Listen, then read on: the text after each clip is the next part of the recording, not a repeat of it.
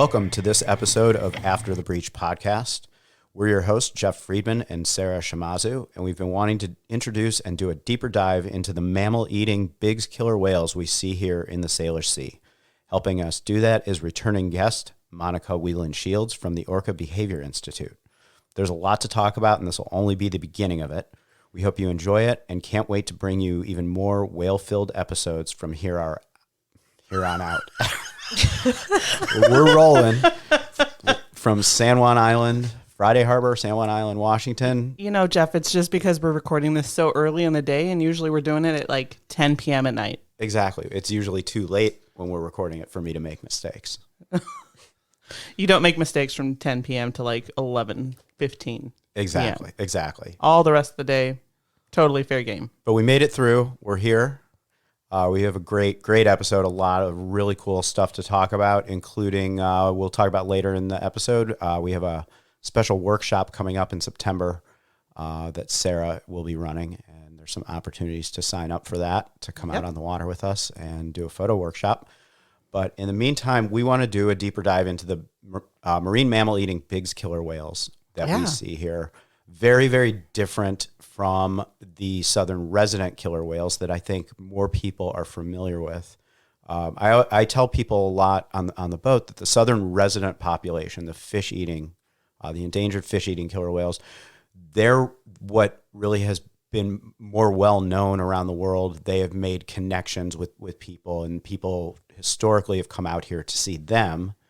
And about, I don't know, Monika, you probably have more of the date range nailed down than I do, but I would say in the last 5 to 10 years, we have seen a shift in who we see here.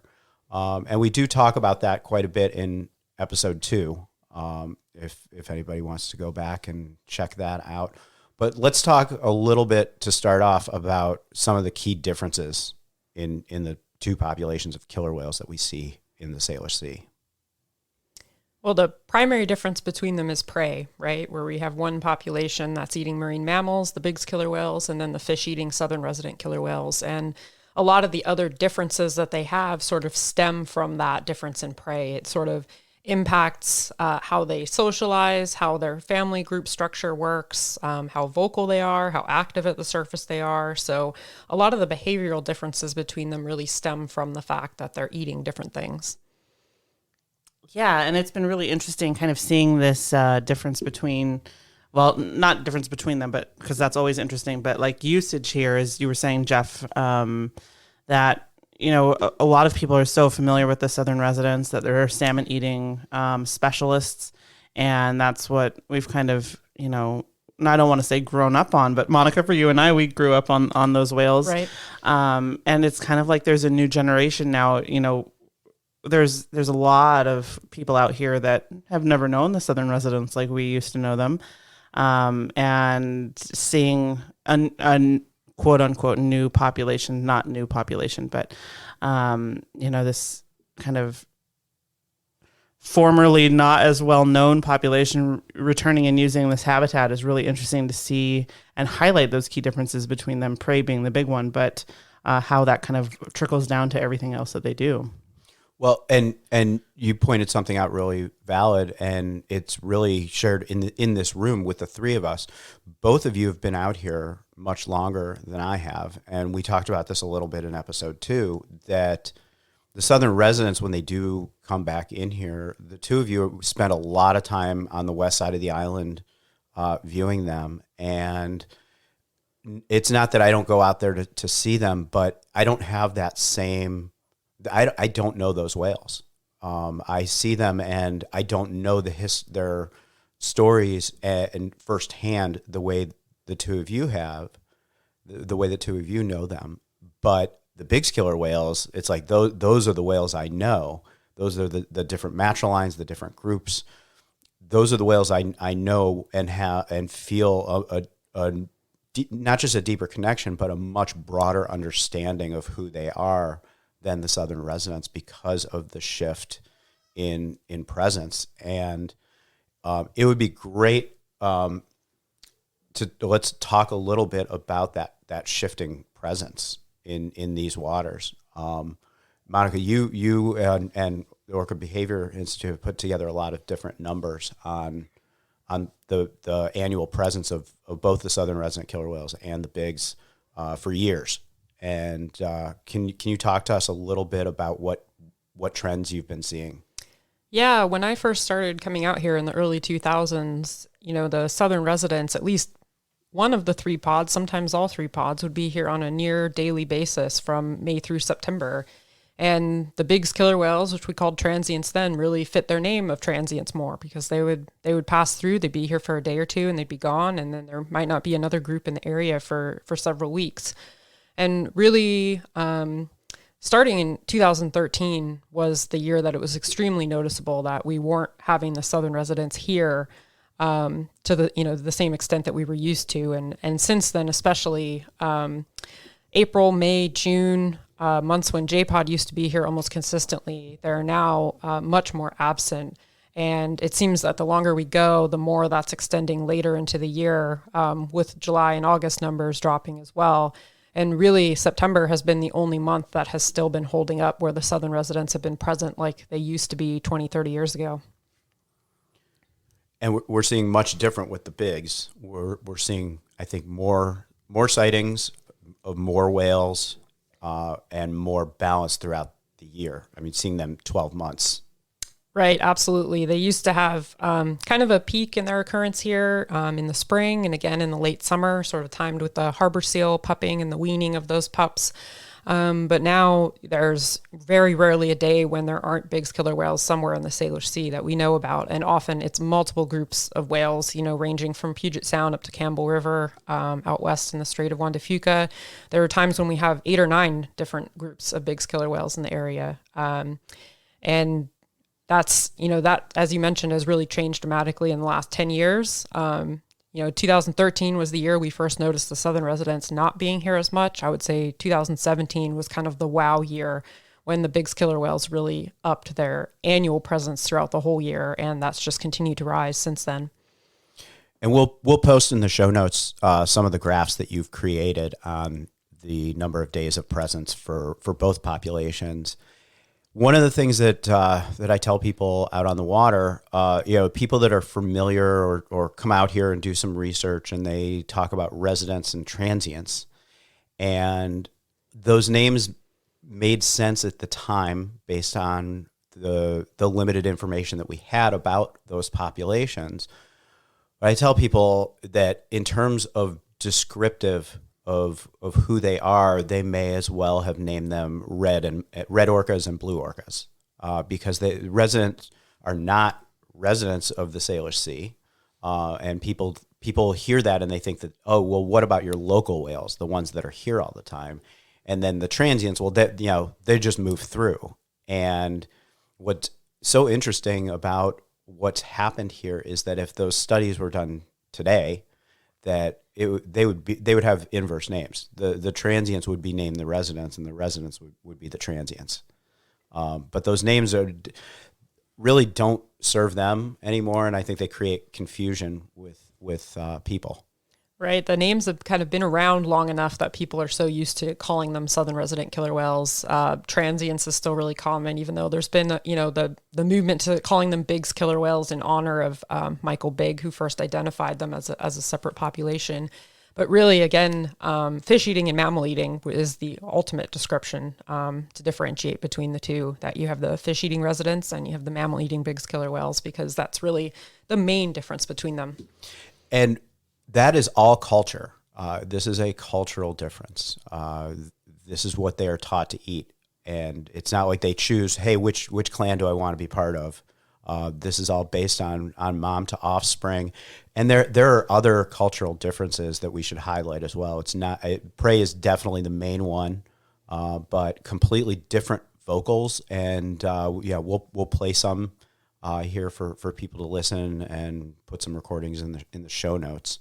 But that's definitely one of the key differences as well. Yeah, and I think a lot of people are getting more and more familiar with like these different types of killer whales all around the world.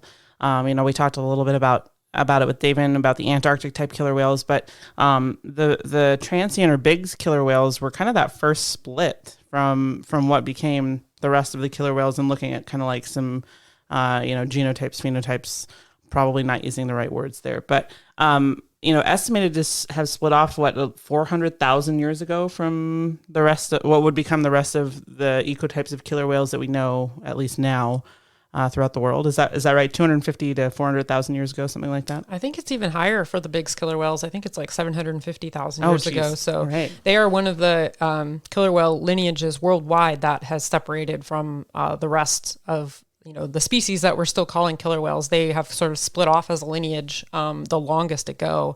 And we call killer whales, a species complex because we have these different populations that we call ecotypes right now throughout the world that sort of specialize on feeding on different things and have these different cultures that we were talking about. But really, the Bigg's killer whales are probably one of the better candidates to receive species status. And really, even though they look superficially similar and they have that traditional black and white coloration, that really everything about them from genetics to behavior to culture suggests that they are a different species of whale. I think one of the most interesting things for me in experiencing the Bigg's killer whales, especially right now with what we're seeing in the Salish Sea, because this population historically has been very, rare in these, not rare in these waters, but not frequently seen, frequently documented, spent more of their time offshore and in more northern areas where there's a much smaller population, certainly less whale watching. And their numbers historically in recent history have not been as abundant as they are now. And this is a very, very big growing population, but they're now being seen much more. And it's fascinating to see the different culture from what we're used to with Southern residents to seeing a much different social dynamic with Bigg's killer whales. So you would say there's a big Bigg's population. A big Bigg's population. Well, let's back up for a second and talk about the different. So we have 75 Southern resident killer whales listed as endangered under the Endangered Species Act, and they face a big challenge with food, and we hear a lot of the orcas are dying, our whales are dying, and the Bigg's population. I'd like to describe them. They're arguably the fastest growing population of killer whales on this planet. At least that we know of and are keeping track of. Right? Exactly. I mean, they're in a huge baby boom that's been going on for 10 years. Their calf survival rate is off the charts. Yeah, I think it was over a 90% fecundity last talk I heard, which has been a few years ago. But crazy. Got to give a shout out to the hard work of Jared Towers and some of his colleagues for doing the catalog in 2019. Released that.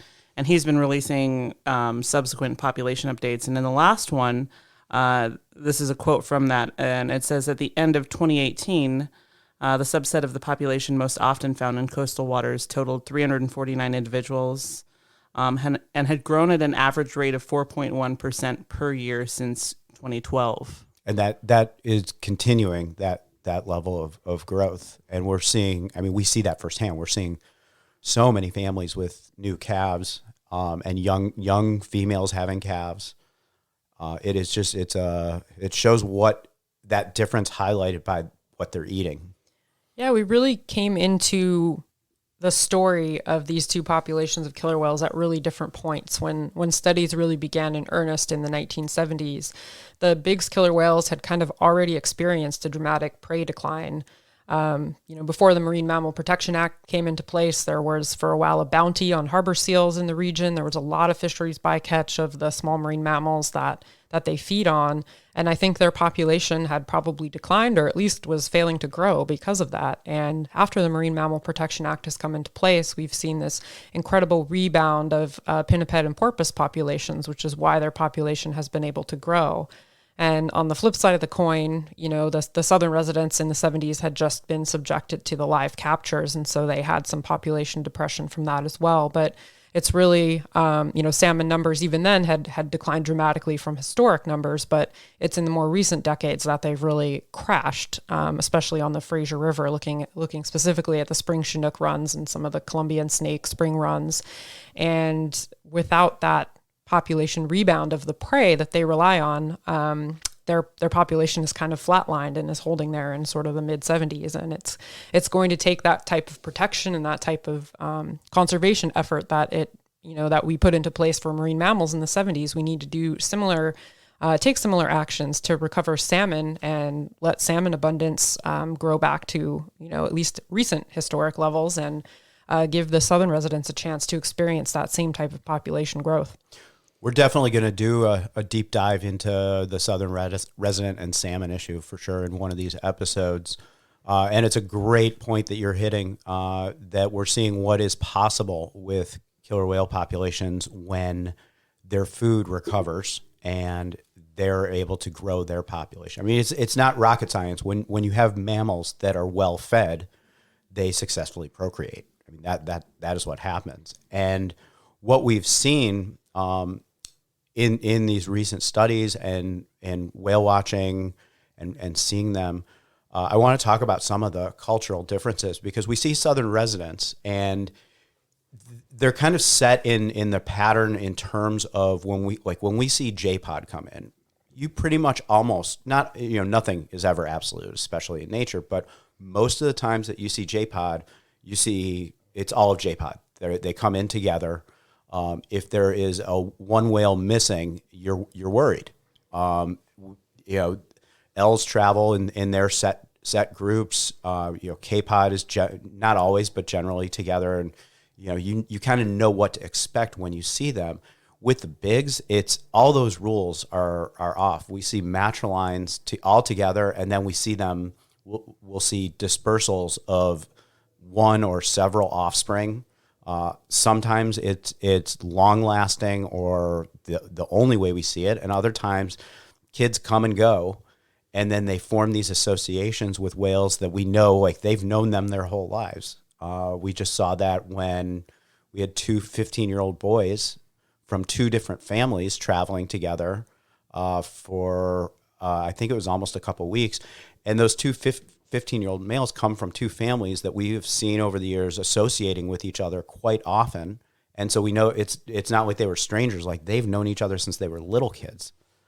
And it's fascinating that it's this much looser set of rules. I mean, there are cultural dynamics here at play. It's not like it's nothing. It's not like no rules or no culture.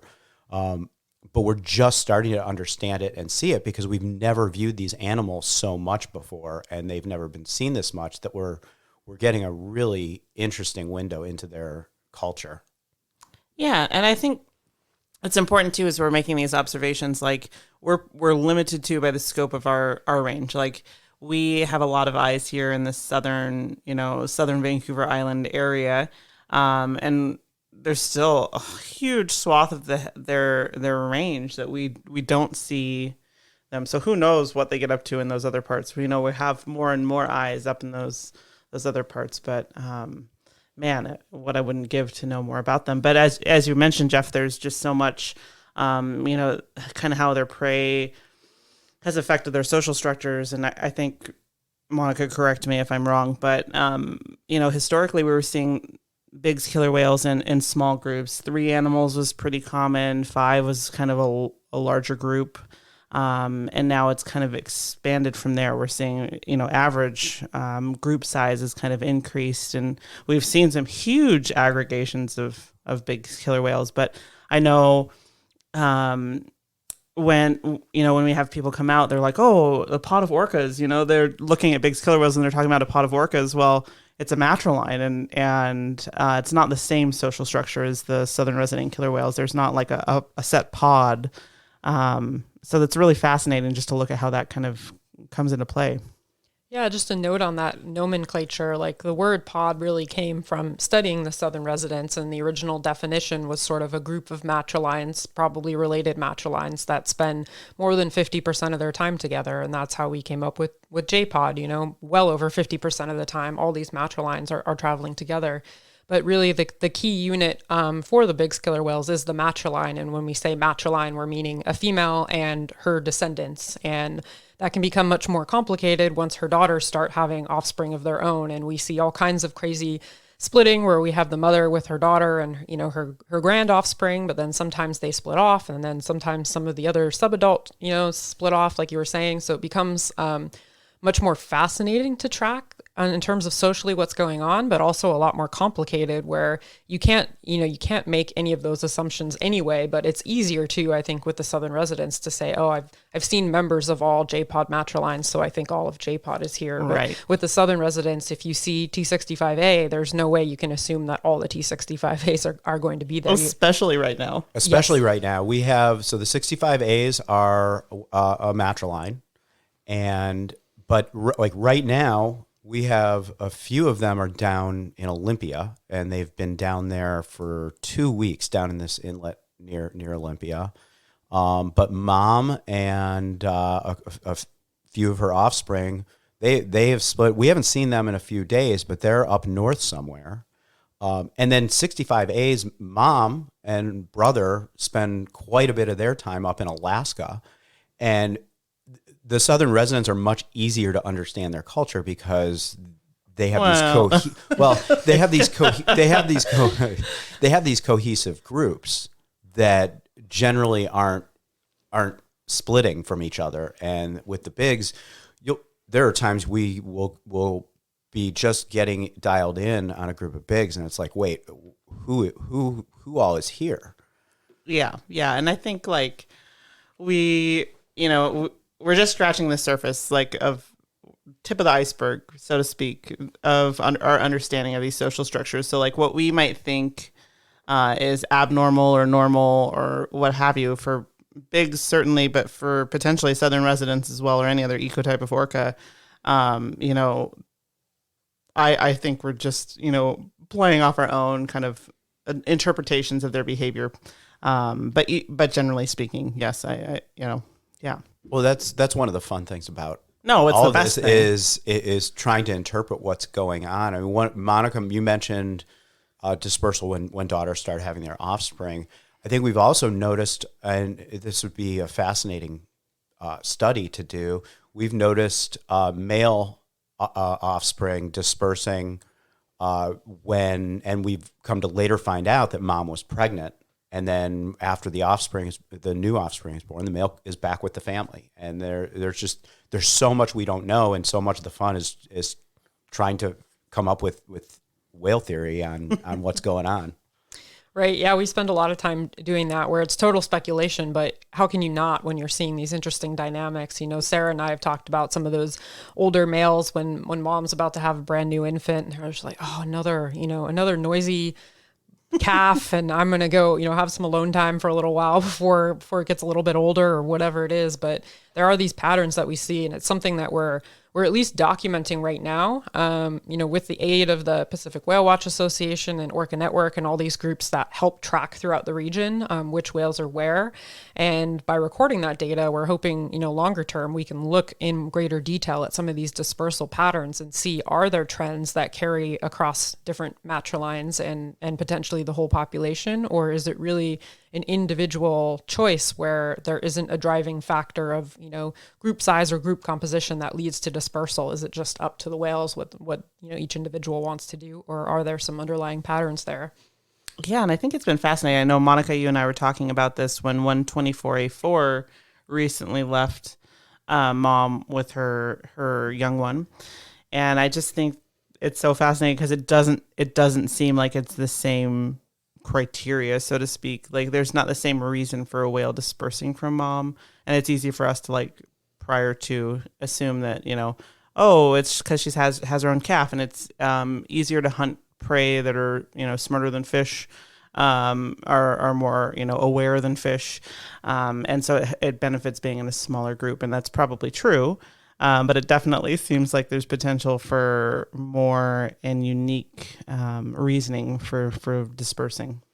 Yeah, well, it's at least here in the Salish Sea where the pinnipeds are so abundant, the group size seems to be less necessary, right? Like we see these larger groups like you were mentioning, and they're still clearly successfully foraging.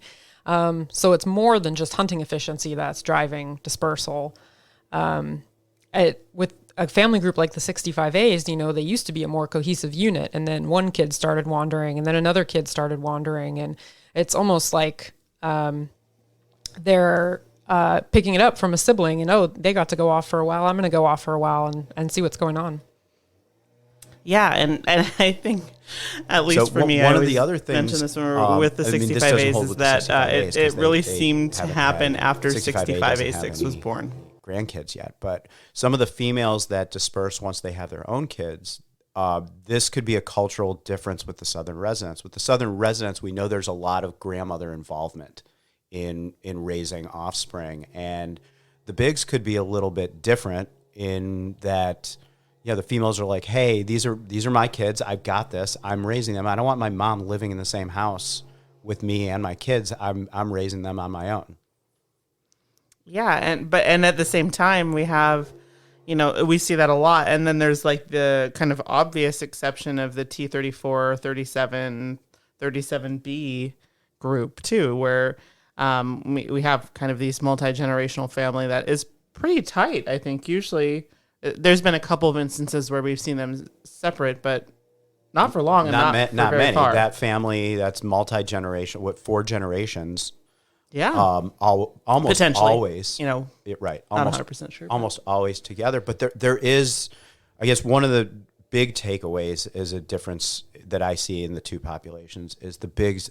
There's more variation. There's more what it's probably. Well, look, nothing is accidental with these whales. Everything is intentional that they do. There seems to be more of a range of individual choice in how they live their lives.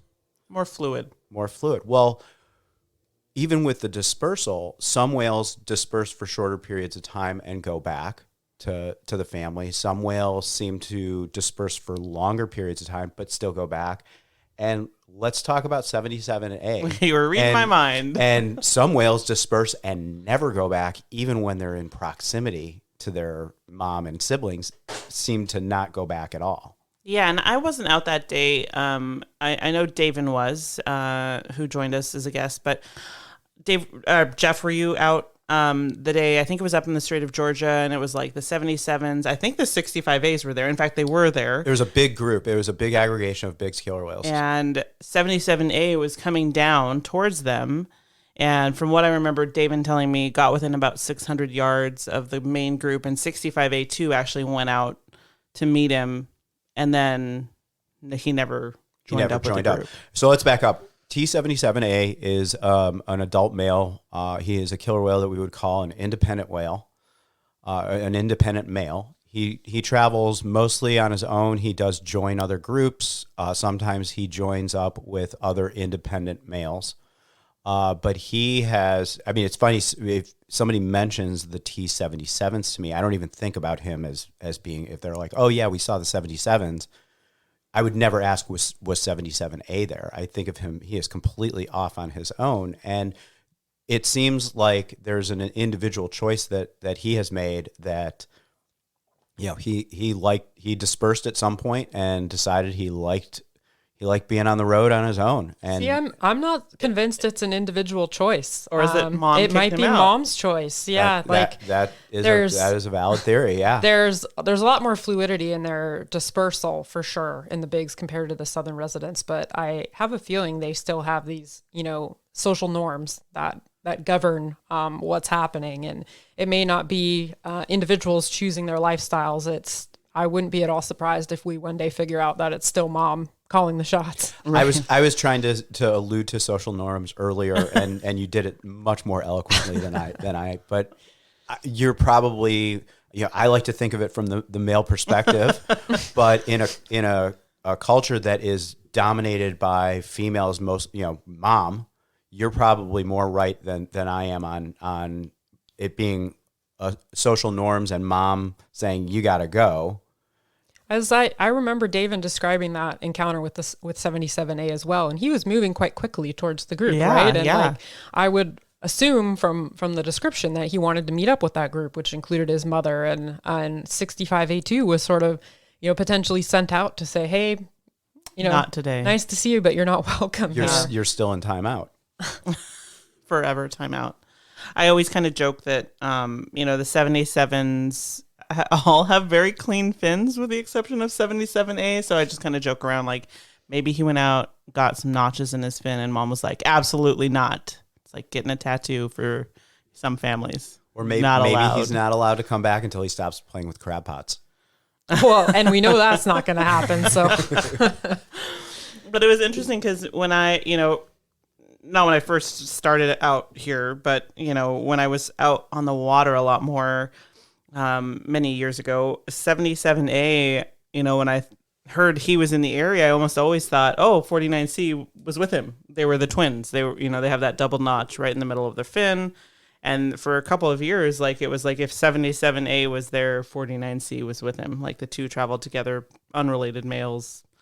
But those are the two whales I have on my kitchen wall.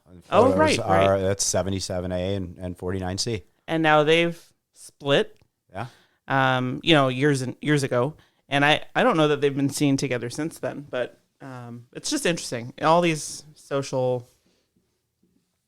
fluid social structures and that, I don't know, I'm just fascinated. And well, that's what I was driving at, was that it's so much more fluid than the southern residents, yet there are social norms that must be at play, and we're trying to catch up and figure out what those social norms are. And I think every time we think we might have a handle on something, then something we see something that wasn't expected, like this recent split in the 65As, and it's like, what's that about? That holds up across killer whales in general, that as soon as we think we figured something out, there's an exception to the rule, and that just speaks to how complex their society is.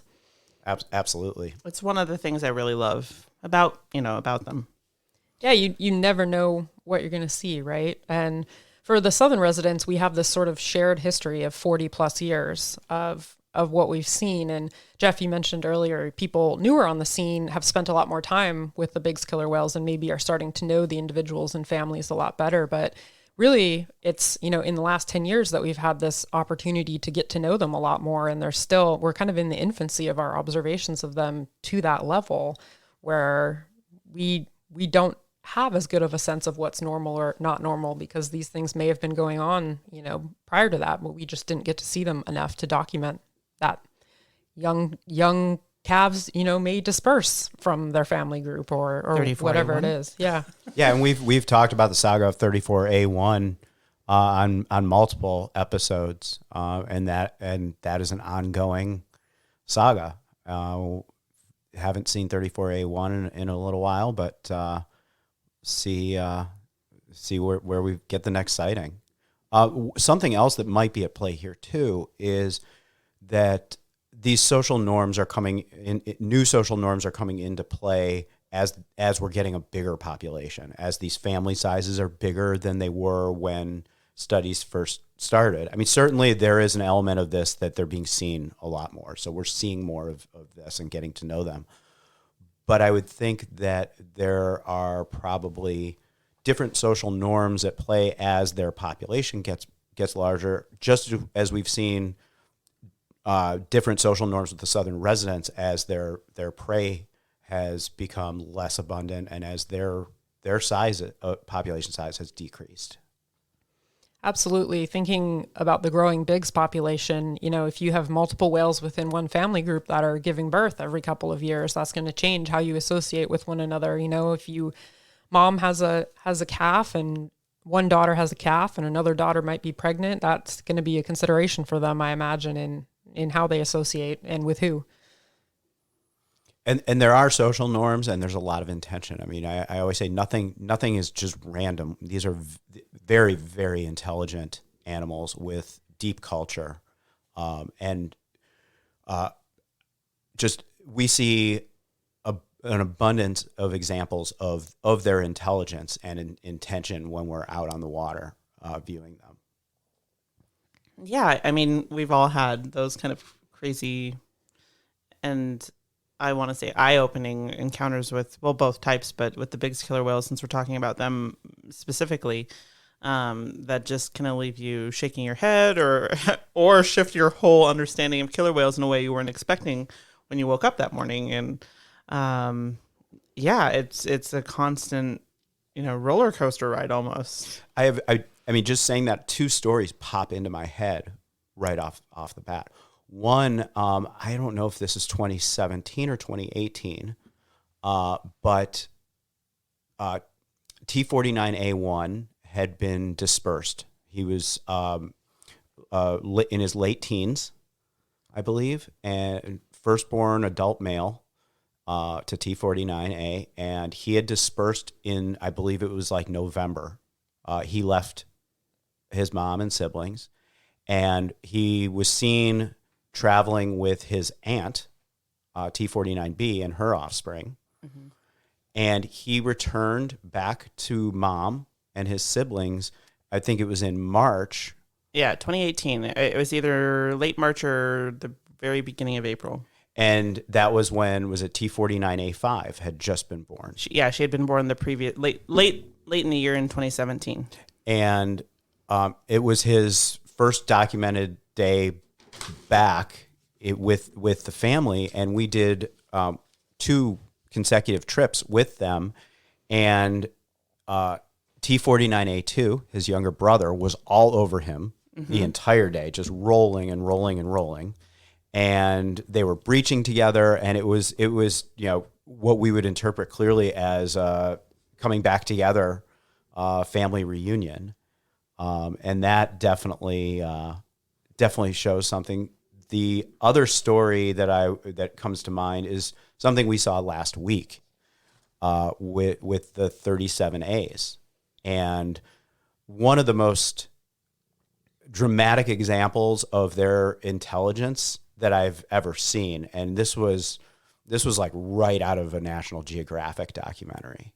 And Sarah, you were there with me. Mm-hmm. And the 37As were hunting.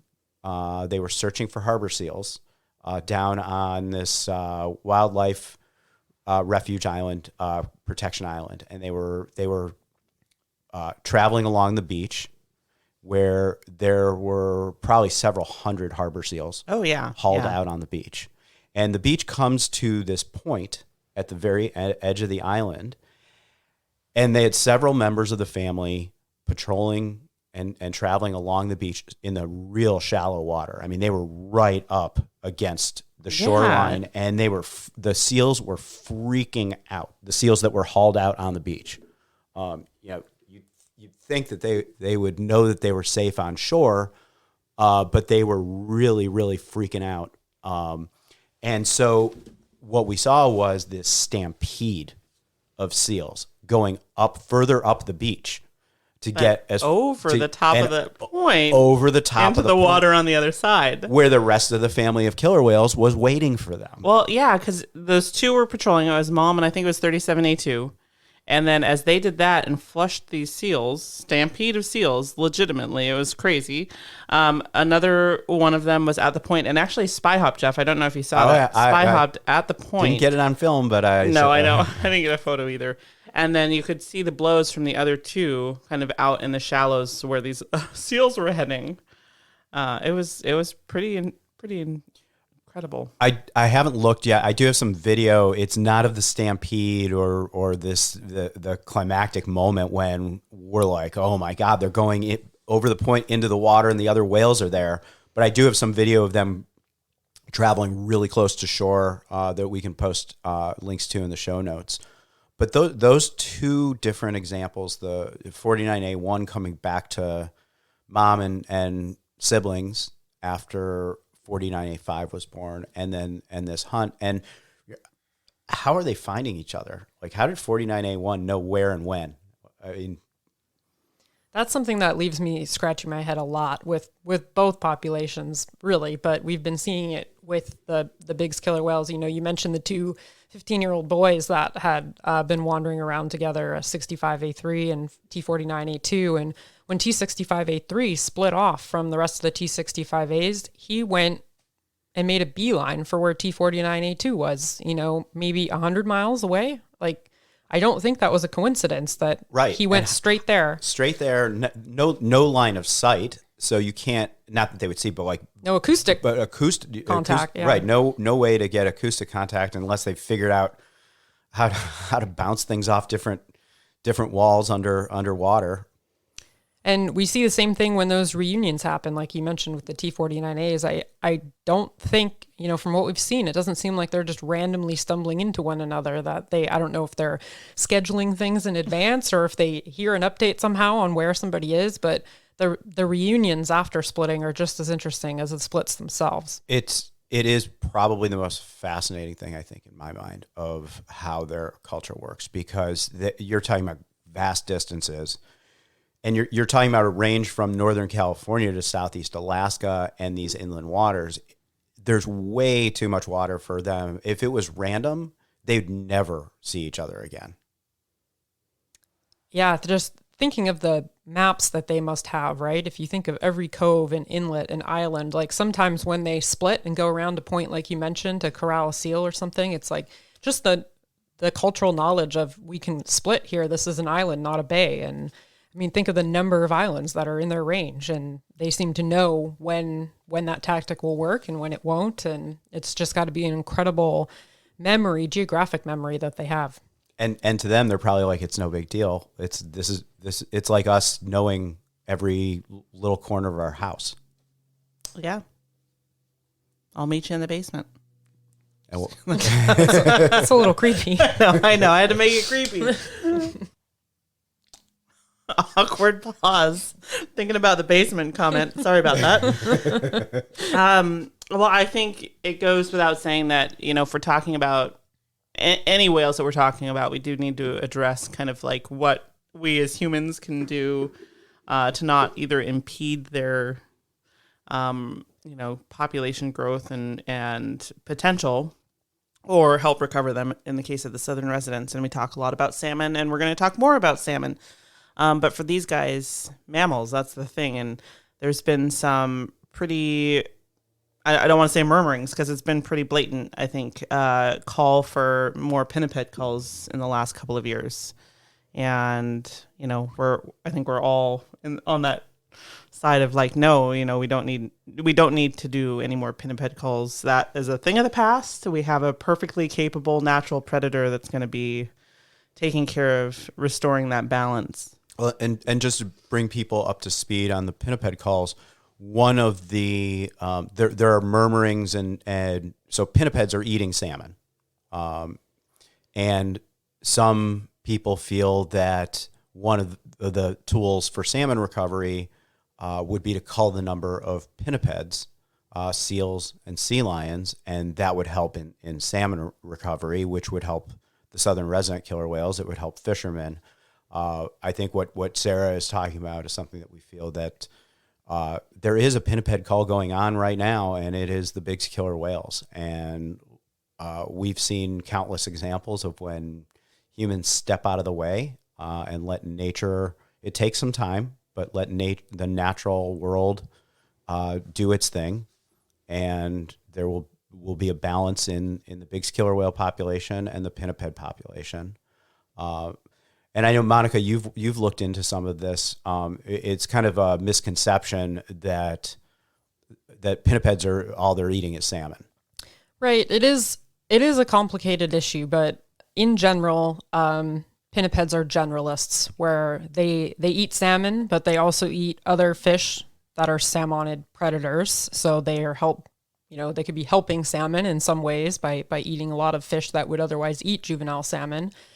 When the call is for a region-wide call to dramatically reduce the entire population of seals or sea lions, that's really what I take concern with. I think it's extremely impractical and probably, undoubtedly very inhumane as well. And when we're talking about that sort of regional-wide population control, that's where the Bigg's killer whales will do the job. But it is, like I said, I do want to give a nod to the specific areas where there are pinnipeds that have become specialists, like on the dams in the Columbia River, where you have a small number of individuals that are targeting salmon at a bottleneck point.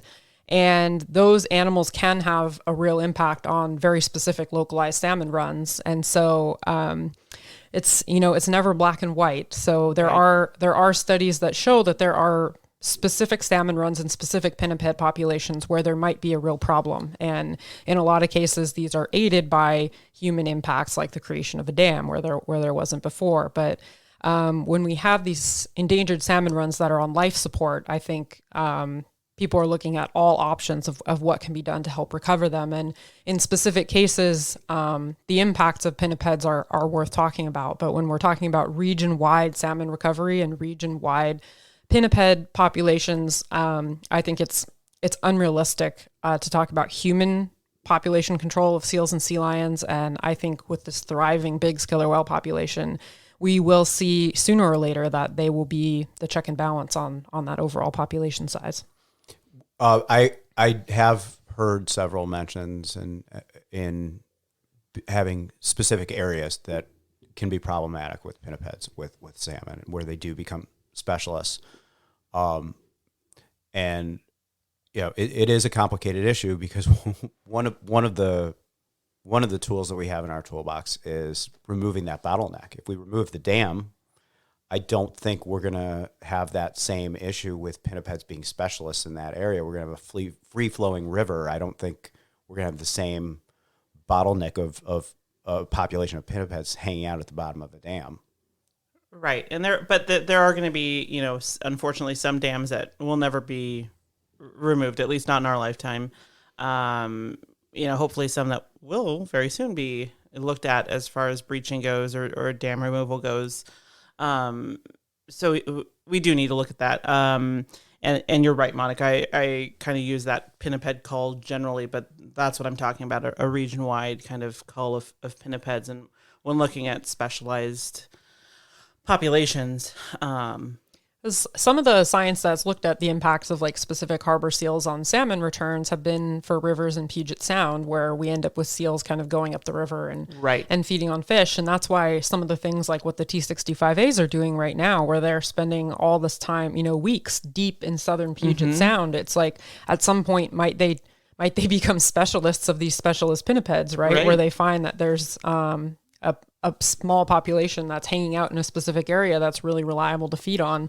It'll be interesting, over time to continue looking at the overlap of Bigg's killer whales and these, so-called problem pinniped hotspots as well. And we do see some killer whales going well up into rivers.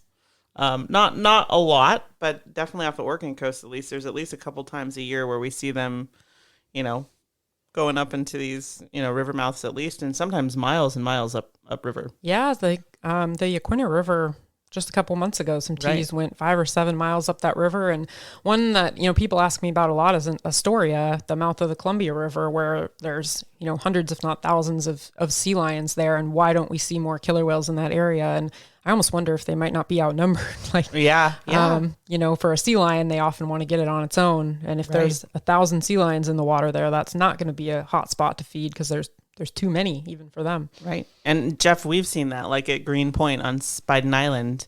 We've seen small groups of Biggs go to Green Point when the sea lions are there, and the sea lions mob them. Yeah, they jump in the water and they push them out of the area. They chase them away, and it is fascinating because you're right. If they can't, they've got to get one separated from the group, and we've seen it where we have a group of 6 sea lions jumping in the water, roaring at the killer whales, and the killer whales are like, yeah, whatever, we'll go to another area, we'll find a seal around the corner, and they're leaving, and the sea lions for a good mile or so are swimming after the killer whales. Yeah And stay out. Get out of here and stay out. Don't come back. Yeah. All right, well, we can talk about some of our recent sightings, although we told the story about the 37 A's, but we are seeing lots of other Bigg's killer whale families. Monika, you came over here to record straight off the water from an encounter this morning.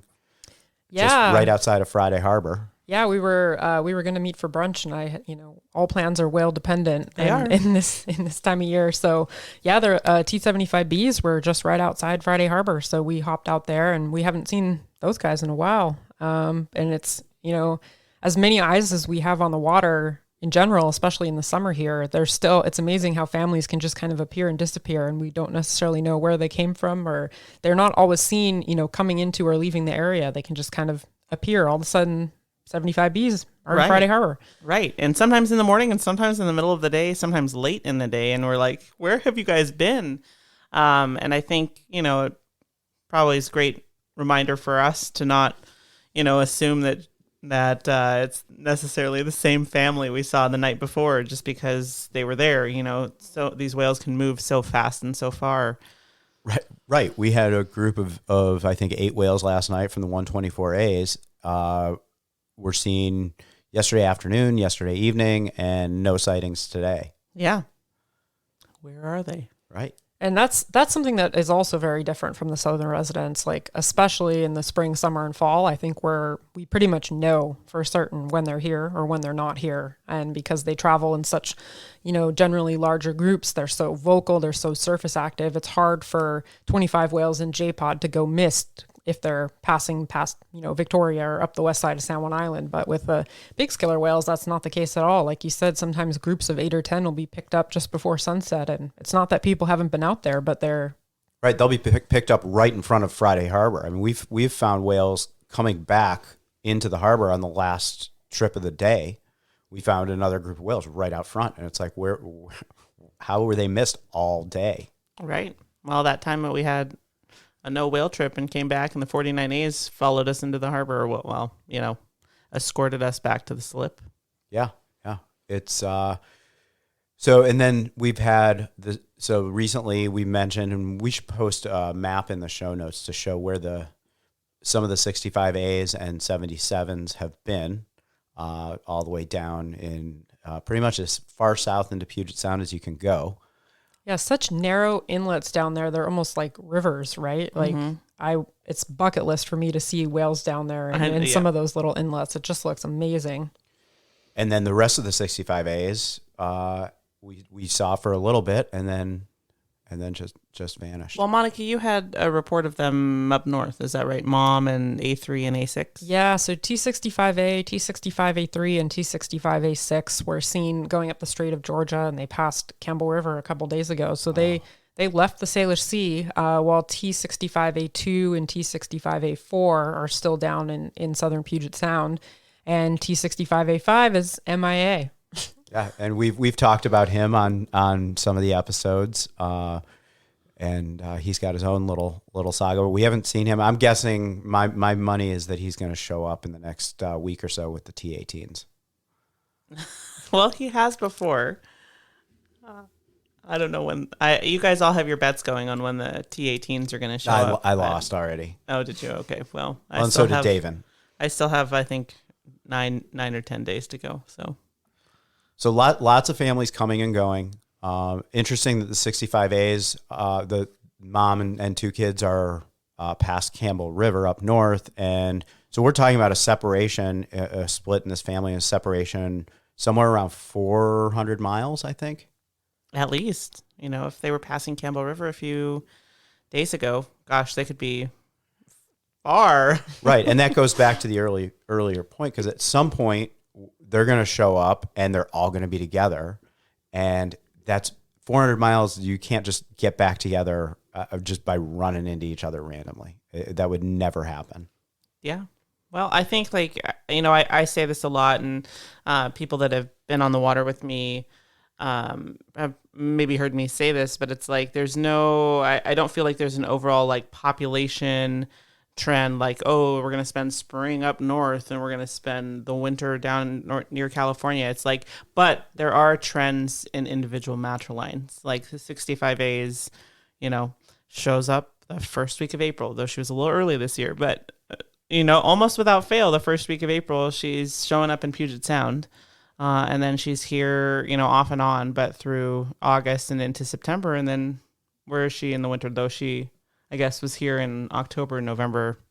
Yeah, I last mean, we year have these trends, for but then once. they're always changing. I know, and they always make me a liar. But we do see trends within families of these whales We do see trends, and the trends are always open to change. that we interpret, right? Yeah. Might not be actual, but Well, sometimes it's uncanny. It's like the same day in consecutive years where a specific family group will show up, or certainly the same week, like you said, and in the same place. yeah, and for even if that holds up for 5 years, that's still mind blowing to me. That T65As are going to be in Puget Sound first week of April, year after year. Like again, they're not just mapping geographically; they're keeping track of things temporally as well. Mm-hmm.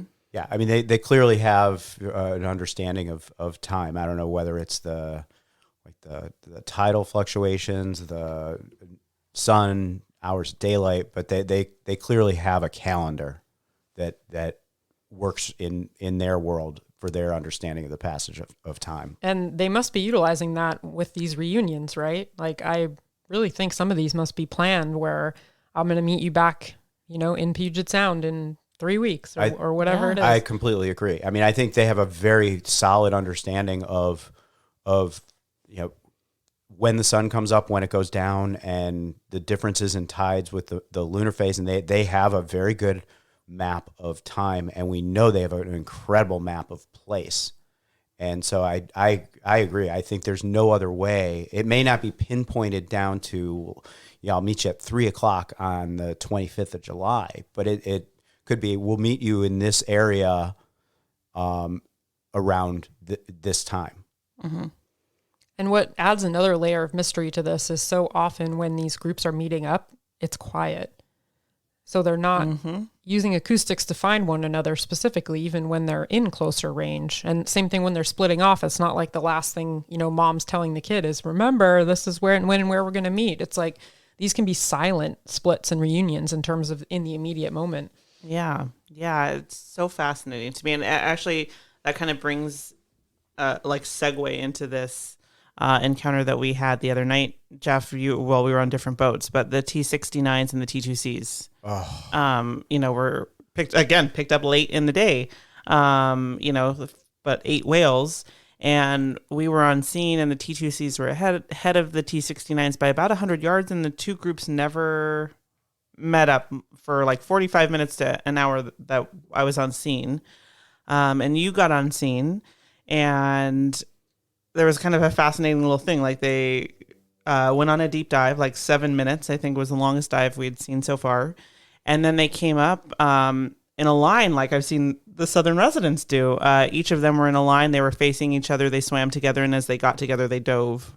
That was so cool. But it to was see. quiet. There was nothing on the hydrophone. Nothing on the hydrophone. Just to back up, so the T2Cs are a very storied family. That go all the way back to the beginning of the studies and back to the capture era, actually. And the T69s, when I think I may have been texting you or on the radio with David when the IDs were figured out that it was the T69s, my reaction was, who? I that never seen them, never heard of them. Really, really amazing, and that happens here. T69C, impressive dorsal fin, disappointing eye patch. I think that's what Dave said on the radio last year. Very small eye patch, but very big dorsal fin. Well, can't have it all. But that was an incredible encounter. And yeah, obviously there were things going on, but there were no vocals. And then you guys left, and they were both kind of in a resting pattern, doing long dives. And then all of a sudden, and this is what another thing that's so amazing, all of a sudden, with no vocals or who knows how they're communicating, every single one of them started porpoising at high speed to the north. They were going, probably traveling about 14 knots. Wow. For about 20 minutes before we left, and have no idea what they were doing, but it was just all of a sudden, and every single one, it was totally coordinated. And then the T69s were there the next day, like in the same exact spot. Same spot where we left them. We're gone. We're gone. They've been up north, I think, in Parksville since then, but just fascinating. Absolutely. And We should definitely, there are a couple of things I want to go through before we wrap up, but I think I would love for one of you to talk a little bit about the T2Cs because they're such an interesting family. They are. They're really amazing. And as Jeff said, very, very storied. So the T2Cs are primarily seen really up in Campbell River, kind of is what we assume when we think, or at least what I think of when I think of the T2Cs, is up kind of in the northern Vancouver Island, central Vancouver Vancouver seem to be Island. parked there most of the year. But it's a mom and her kiddos, and she has a big boy, Rocky, lost a couple of kids in the last couple of years. One we knew very well. A lot of people know him very well. Actually, is an OB shirt. The T2Cs featured on that, but was T2C2 Tumbo. And Tumbo was really well known because he had scoliosis of the spine. His spine was very, very curved, and he had a lot of trouble keeping up with the family. That the family was constantly like kind of getting ahead. They would hunt and then they would wait for him to catch up, or they would return back to him. And he lived 15. I think he was 15 when he passed away a couple of years ago. Is that right? Yep. 15.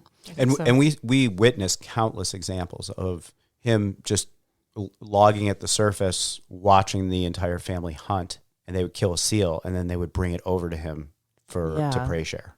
And they would, a lot of tactile behavior too when that. And they spent quite a bit of time actually down in the San Juan Islands in the 2 years prior to Tumbo's death, where they would do that. They would hunt and then they would go back to him. And it always seemed like when they returned or when they met up again, there was a lot of tactile behavior, whether it was at the time the youngest calf, T2C4, who is no longer living now as well, would roll over with him and kind of rub up against him, or if it was Rocky, his older brother, it was just really sweet. And then there were times when it was mom that would be kind of traveling with Tumbo. So it was a really interesting, but also kind of lends into this very intelligent social animal that how many animals would you expect to have a family member with that significant of a setback, like to survive that long. Right. Most species would not have the family care and compassion that we saw, including some human families wouldn't have that. Right. And I think, when T2C4 was born, there was a time when the family was seen and Tumbo wasn't there. And I don't know if you guys remember that, but he was seen or he wasn't seen, and the family had been seen without him. And I think we all kind of like felt this like clench in our chests, like, oh, not unexpected, but Tumbo is missing. And then T2C4 was born. And then Tumbo was actually seen with an unrelated family group. I think it was the T101s. 101s, yeah. For a while. And I don't know if they were caring for him or what happened there, but once mom had the baby and the baby was a few months old, then the family was seen all back together again. Way to bring that full circle back to that. But I think that just that's something that really, really fascinates me, is like looking at this, like not just that an animal, an individual would survive 15 years with a pretty significant condition like that, but also that as far as we know, unrelated family would take care of him, because he did need care. He couldn't hunt for himself, at least not, to the level that he would thrive. And it's just fascinating to me.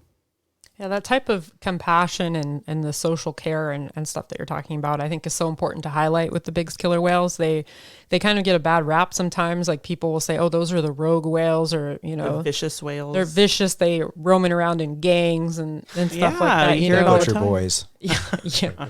All right, Jeff. They're they're killing for sport, or they're playing with their food or whatever, and people have this sort of negative connotation with them. But it's important to remember on both sides of the coin, the Bigg's killer whales still are capable of this incredible social intelligence and compassion. And on the flip side, the southern residents are not all benevolent either. We've had them on their recent visit killing arbor porpoises seemingly for sport, certainly not for food, right?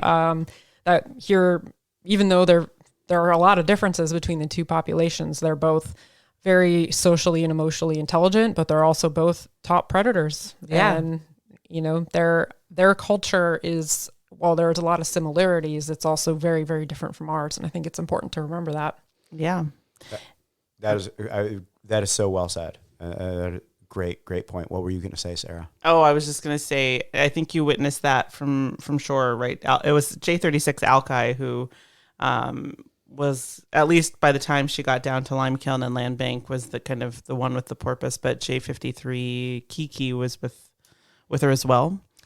Yeah. And just a couple weeks prior, we had L113 kill a harbor porpoise as well. So do you have some photos we can share in the show notes? Yeah, absolutely. Sweet. And then one last thing with the T2Cs, because it's not just about Tumbo, as much as we love Tumbo and rest in peace. But they have a history along this or in this region. I guess they were kind of targeted they were captured back, in the 60s, I think, off Victoria. T2 and T1, pretty famous whale, Charlie Chin. And then T2, who is T2C's mom. And T4 and T3, I think, were the other two whales that were captured. T4, Chimo, was a leucistic whale, looked a lot like Talook, T46 B1B, and was displayed at Sealand of the Pacific in Victoria for, I think, a couple years before she passed away. But had Chediak-Higashi syndrome, which kind of causes that leucism and decrease. This was prior to the knowledge of the two different populations, right? So they were later given those designations T1, T2, but at the time they were just killer whales being rounded up for capture. And we didn't know who they were. Yeah, and they were held for quite some time in a net pen off Victoria, and they wouldn't take fish, right? Right. And there's a pretty dramatic story about that's recounted in the Ford and Ellis book Transient Killer Whales, where they eventually, one of them passed away from lack of eating. I don't remember the details of how long it was. I think it was close to 2 months. Yeah. And eventually they ended up taking fish in order to survive. And I think they were slated for captivity, but were ultimately released. I think surreptitiously, right? Yeah, went out at night and cut the net, I think, and T1 and T2 escaped. Yeah. And one of our boats is named after T2. Yep. And it's funny because both of those whales, T1 and T2, kind of had some deformities, I guess. Charlie Chin, had that pretty significant underbite. I think, yeah. Underbite. And Chimo as well with the leucism.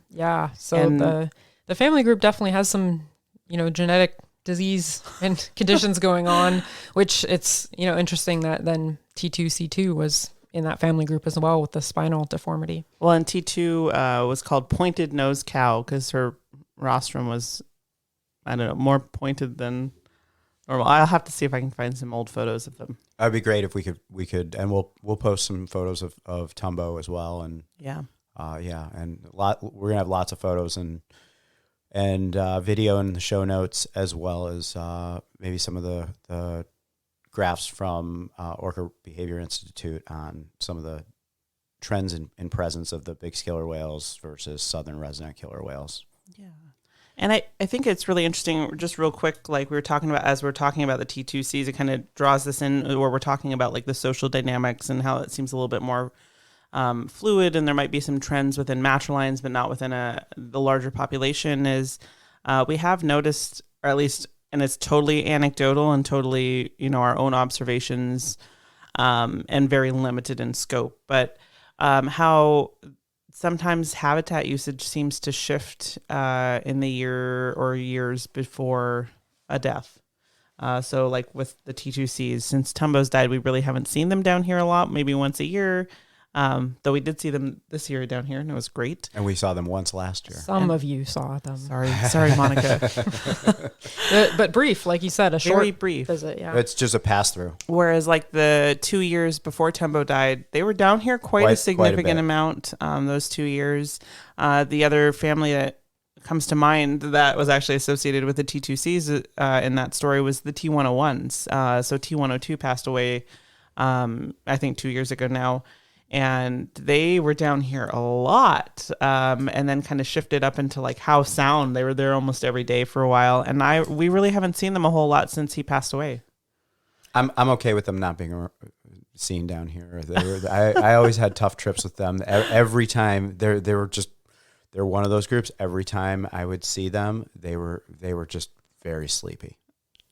But a mom and 3 adult sons It is always was an very impressive impressive. sight. Yeah, I always very thought they were so impressive. impressive. Very impressive. But you're right. After like 5 minutes, I'm like, all right, let's go do something else. That's how we know you're really spoiled. They're just Yeah, very right? efficient whales. They just swim through the water with their mouths open, and seals swim into them. But I've seen photos from other people's tours, and it's like they're very impressive whales. But when I would see them, they were very spread out, doing really long dives. I've never seen them like in even tightly grouped. No, it's true. I'm with you. I mean, all the years I've been out here, I think I saw T101 spy hop once, and that was after a harbor seal hunt, and that was the only time I've ever seen them do anything. Otherwise, they were always like just cruising long downtimes. But We are still spoiled. appreciate them. We are spoiled because of how much we get to see. And speaking of being spoiled with incredible whales, you have a workshop coming up.